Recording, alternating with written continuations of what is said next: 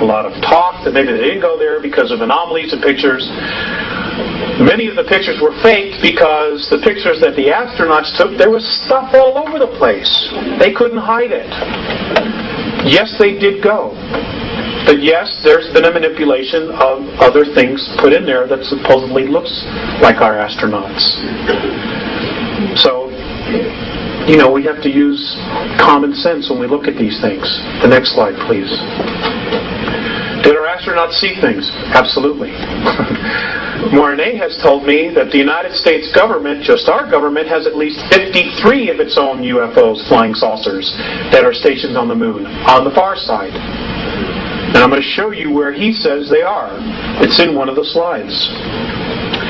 They did, but they were told to shut up, not say anything. Many astronomers who have been taking a look at the moon, many of the lunar rovers and the cars that they drove have disappeared. They're no longer there. They just didn't get up and float away. Okay, the moon has got gravity. Especially on the far side, it's got gravity. Mornay has told me that if you take Copernicus crater and you stood at the bottom, that the gravity is equal to that of Chicago. As if you were standing in Chicago. Because again, it is not the rotation. It is apparently the sunlight. The sun's radiation that creates gravity. This is what they say. Now, our moon does not turn on its axis. It rotates around the Earth, but we primarily just see one side, or only 59% of it. By the way, our moon's the only one that does that. It's the only one. Next slide, please. Okay, this was taken out of National Geographic. This was in the early 1950s. This was NASA's idea of what moon bases would look like. They, in fact, did do this and create this in February of 1958. So when Kennedy said, we are going to send man to the moon, part of our government, primarily the NSA, was already there. They were already there. Now, folks, you don't hear much about the Russian space program, but let me tell you something. They are a major player, and they are also here. And they don't work for us, neither does the NSA. They work for international bankers who are the new priesthoods for extraterrestrials.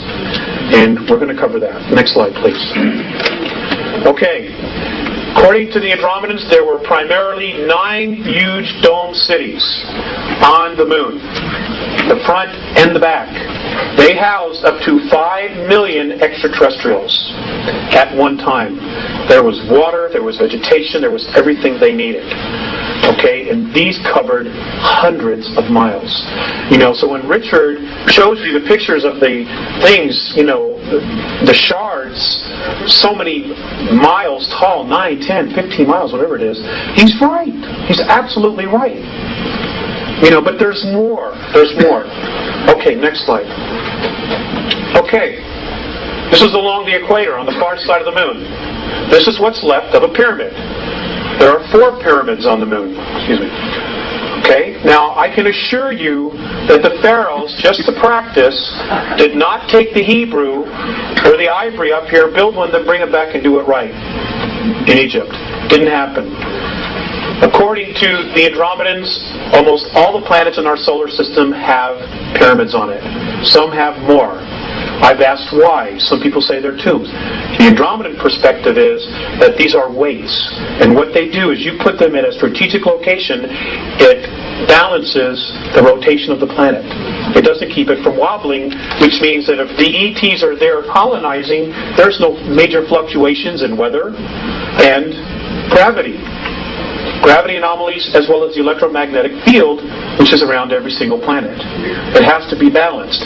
That's what these are for. That's why Giza is directly dead center of the landmass on planet Earth. Next slide, please. Okay, can we just focus this a little tiny bit? Okay, folks, I want you to focus on this area right here. I want you to focus on this structure in here. For those of you who are architects, please feel free to, say something about this. This area right here, You can see the curves, the angles. There's another bridge here. I want you to notice these lit up objects inside the bottom of the crater. We've got a close-up of it. Next slide, please. Here we go. Okay, here's another bridge. Apparently this is inhabited by extraterrestrials from Orion. These are, I'm told, are domes. Does everybody see this? Okay. I'm also told that this is a road that goes into here. There's an elevator that goes up to this area here.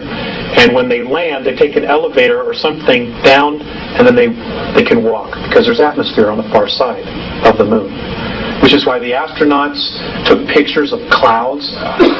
You know, I mean, it's unbelievable. You know, the snow job that we've been given. It's nothing what we've been told it is. Nothing. Right. Next slide, please.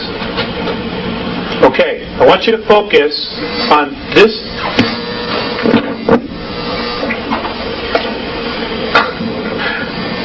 Let me just turn off one. I want you to focus on this area right here. Now, I realize this might be difficult, but I do have a close-up.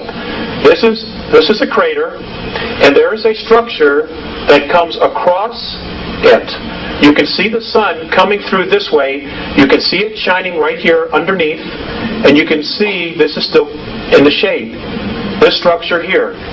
This is a 21-mile long bridge. Next slide, please. Here.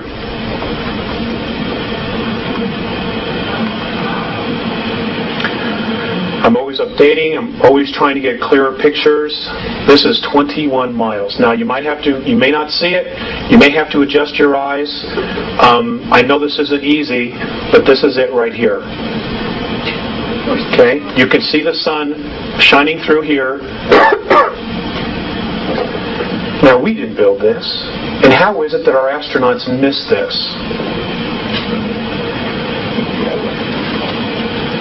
21 miles. That's from here to almost to Boulder. Next slide. Okay. Look at this. Just sitting there parked. This was taken by the Lunar Orbiter in 1966. Next slide. Now, isn't it interesting that we're told that the craters were created by meteorite impact, or incessant meteorite bombardment? I just love that. Okay? And yet, you have full-fledged mountains in the dead center of these craters. Many of them are even higher than the crater walls. Folks, that's just not possible. It is not possible. You have craters that are 30 to 40 miles in diameter. The deepest one is only 7,000 feet. That is also an absolute impossibility. Richard talks about his dome structures, okay, that had some kind of a glass on it. Right here. I believe, and I'm told that this is what's left of one of Richard's domes, that he has a picture of them, you know, with the long shards and the pieces hanging off. This is what's left of it. As you can see, there's a shiny spot of the glass tickered in, but that's what this is right here. This apparently also was a dome city, but it was destroyed by particle beam weapons between what we now know as the Orion group and a group from the Pleiades. This happened approximately 9,600 years ago. Full-out war here. Next slide, please. Okay. I want you to just check out this area here. All these structures. Look at these. Apparently these are hangars. This is a complex that is inhabited by human beings from Earth.